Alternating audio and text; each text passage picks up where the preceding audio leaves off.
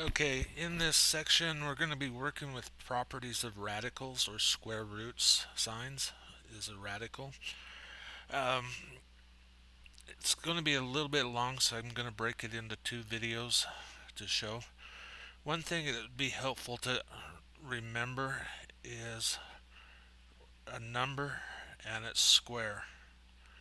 So you know that 2 squared is 4, and 3 squared is 9, 4 squared is 16, 5 squared is 25, 6 squared 36, 7 squared 49, 8 squared 64, 9 squared 81, 10 squared 100, and 11 squared 121, 12 squared 144, and 13 squared I believe is 169.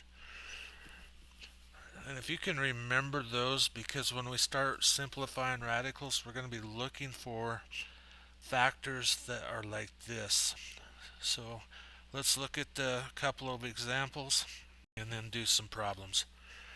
So first off, using the product property of square roots, if you can find a term like we just said that goes into what you're looking for, you can bring it out. So they can take the 108 and break it into the square root of 36 times the square root of 3, and it will simplify because 36 square root is 6.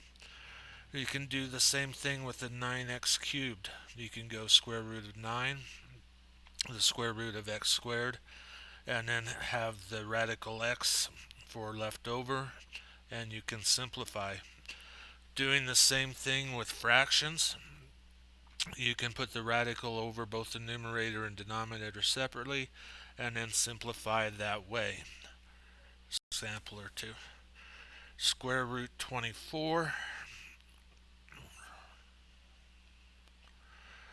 We know that's square root 4 times square root 6. And we know that the square root of 4 is 2 square root 6. So I would start from 24 and work down. So the first thing under 24 on our list of roots would have been 9, I believe, or 16. 16 doesn't go in, 9 doesn't go in, and you would move on down to 4 that way. So if we do that way, we know that 9 times 9 is the square root of 81. So actually, if we start with 10, 100's not going to be there. We go 9, 81's not going to be there. We go 49 doesn't go in, so 7 doesn't go in, 64 won't go in, and we're going to get down to negative square root 16 times square root 5. Our answer is going to be negative 4 times square root 5. Doing the same thing here, we can break this out. 49, that's one of our roots, one of our perfect squares. X squared and x, and then we can get 7x radical x.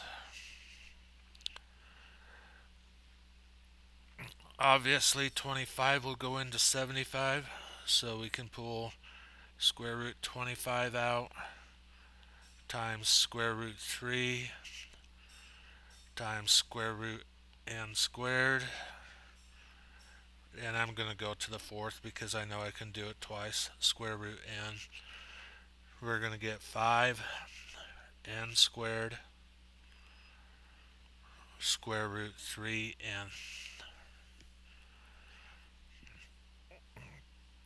Examples to look at that are worked. This is working with cubed roots. So cubed roots, I know that we're probably going to use more common ones. So the cubed root of 1 is 1. 2 cubed is 8. 3 cubed is 27. 4 cubed is 64. 5 cubed is 125. And I don't know if we would get to 6 cubed. Usually there'll be a hint for you. And we can see right here that this 216 in the example is 6. So you can see the problems worked.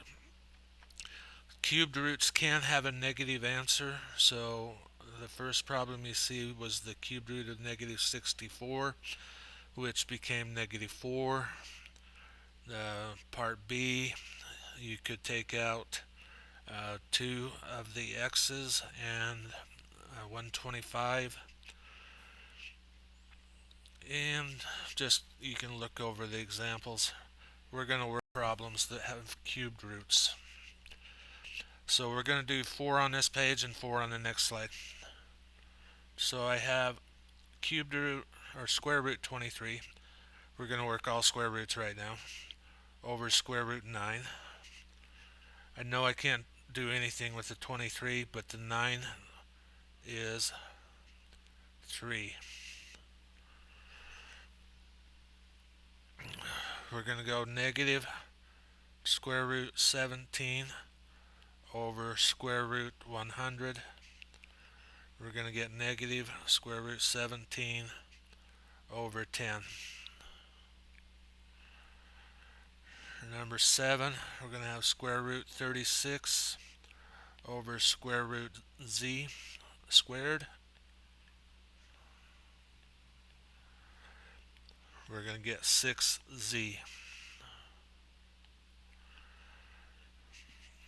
We're going to have square root 4 square root x squared over square root 64. We're going to get 2x over 8, and I can reduce that to 1x or x over 4. If you don't reduce, I won't mark you wrong, but just you can get in the habit of looking for patterns like that. Alright, number 9. So we have the third root of 54, which I know is 27 times 2. So 27 times 2.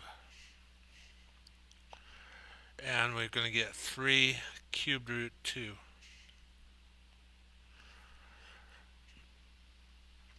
16 I know is not a cubed root itself, but I know it's product of 2 and 8.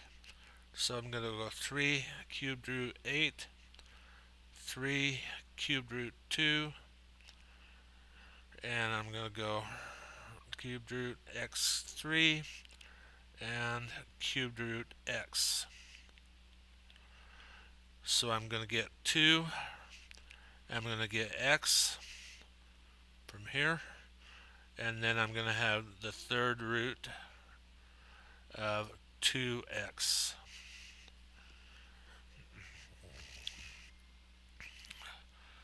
Alright, so here we're going to have a third root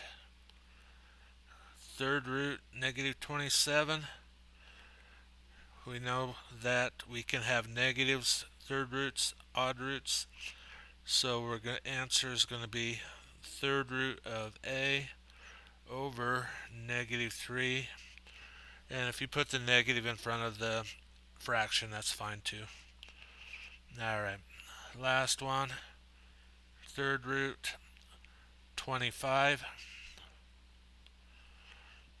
We're going to go third root of c6, and that'll leave us third root of c, and we're going to go third root of d3, and on the bottom we're going to go third root of 64, which we found out was 4 earlier. So our answer is going to have c squared d cubed root 25 over 4. So just knowing the patterns, maybe having it written down where you can find those items easily will help you out.